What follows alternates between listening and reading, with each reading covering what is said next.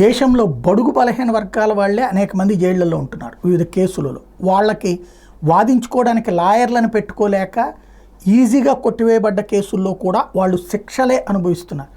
లేదా వాళ్ళకి అదేమీ లేదని బెయిల్ వస్తే ఆ బెయిల్కి పూచికత్తుకి డబ్బులు లేకనో, పూచికత్తు మనుషులు పెడితే ఇవ్వలేకనో ఇబ్బంది పడుతూ ఉన్నటువంటి పరిస్థితి.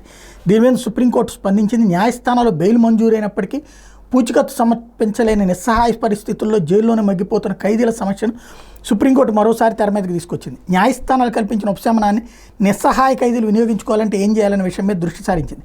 ఇలాంటి కేసులు దేశంలో ఎన్ని ఉన్నాయో తెలుసుకోవడానికి, అలాంటి వారిని గుర్తించడానికి సమగ్ర జైలు నిర్వహణ వ్యవస్థ అయిన ఈ ప్రిజన్ మాడ్యూల్ ఎంతవరకు ఉపయోగపడుతుందని జస్టిస్ అభయ్ ఓక్, జస్టిస్ అగస్టిన్ జార్జ్ మసీహ్ ధర్మాసనం మంగళవారం ఒక కేసు విచారణ సందర్భంగా ఆరా తీసింది.